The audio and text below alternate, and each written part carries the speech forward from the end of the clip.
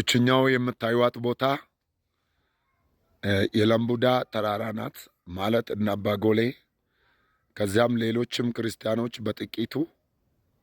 ጥቂቶች በነበሩ ጊዜ የክርስትና እምነት ወደ ኢትዮጵያ ወይም ወደ ደቡብ ክልል ባልደረሰበት ጊዜ ባልመጣበት ጊዜ ሚሽነሪዎች ከውጭ ሀገር መጥተው ለመጀመሪያ ጊዜ ክርስትናን ለማስጀመር ሲሞክሩ ጥሎ በሄዱበት የተቀበሉት እና አባጎሌ የመሰረቱባት ቦታ ነው። እችኛዋ ላይ ለምቡዳ ተራራ ትባላለች። አሁን ቸርቿ ያለችው ትንሽ ወረድ ብሎ ነው የሚገኘው። ወደ ታች ወረድ ብሎ እኔ ካለበት ወደፊት ወረድ ብሎ ይገኛል።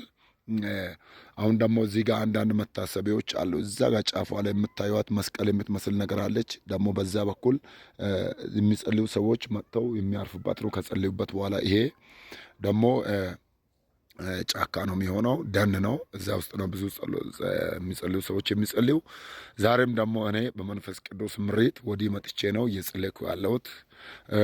ዛሬ 21ኛ ቀን ነው፣ 9ኛ ወር 1ኛ ቀን 2017 ላይ ነው። ይሄኛውን ለመናገር የፈለግኩት እንደመጣው ለመንገርና ቀን ሰዓቲቱን ለማስታወስ ሳይሆን ለእናንተ ለምልክት ይሆን ዘንድ ነው። አሁን ለምናገረው ለመልእክቷ ምልክት እንድትይዙት ነው። ኢየሱስ ክርስቶስ ወደ ደብረ ዘይት ተራራ 3 ወንድሞችን ይዞ ወጣ ይላል። በወጣበት ቦታ ላይ ተለወጠባቸው ይላል። ከዛ ድምፅ መጣና የምወደው ልጄ እርሱ ነውና እርሱን ስሙት የሚል ድምፅ ሰሙ ይላል።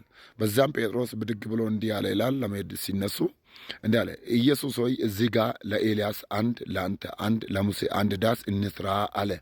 ከዚህ አንውረድ የሚመች ቦታ ነው ሲል ተናግሯል።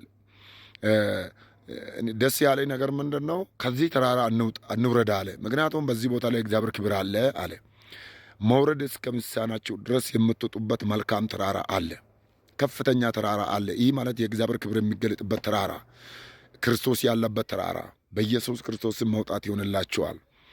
በክርስቶስ ኢየሱስ የወጣው የትኛውም ከፍታ ላይ መውረድ አይቻልም። በማትወርዱበት በማትዋረዱበት ለዘላለም የምትቀሩበት ተራራ የትኛው ነው ካላችሁ የናዝሬቱ ኢየሱስ ክርስቶስ ይባላል። ሌላኛው በዓለም ሁሉ የምታገኟቸው ተራሮች ይቀራሉ፣ ይደመሰሳሉ፣ በዓይነ ቅጽበት ይበላሻሉ።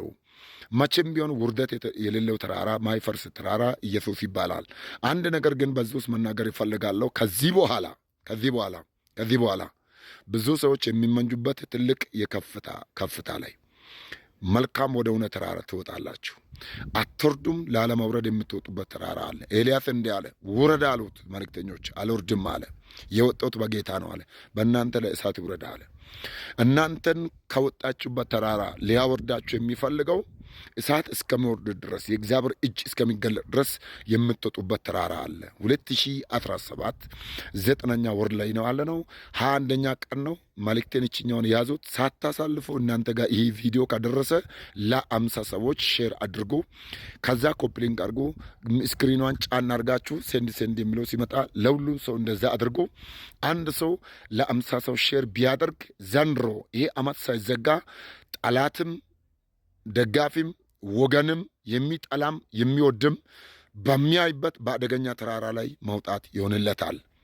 ደግሜ እናገራለሁ። ይሄኛውን ቪዲዮ ወደ እናንተ ከደረሰ ይህን ቪዲዮ ስክሮል ሳታደርጉ ካዳመጣችሁ በኋላ እንዲህ ይሆንላችኋል። ለ50 ሰው ሼር አድርጉ፣ ኮፕሊንግ አድርጉ።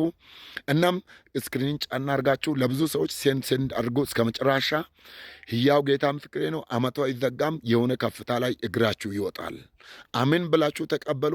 አሜን ብላችሁ ተቀበሉ። ኢየሱስ ክርስቶስም 3 ወንድሞች ይዘው ወደ ደብረ ዘይት ተራራ ወጥ ይላል። እኔ አሁን ለእናንተ ይህን ቃል እየተናገርኩ ያለሁት በለምቡዳ ተራራ ሆኜ ነው። ለእናንተና ለዘር መንዝራችሁ እንዲህ ይሆናል። ኢየሱስ ክርስቶስ ወደ ከፍታ ይዞ የመውጣት ጊዜና አመት ወር ሆኗል። አሜን ብላችሁ ውሰዱ። ተሳክላችሁ። አሜን።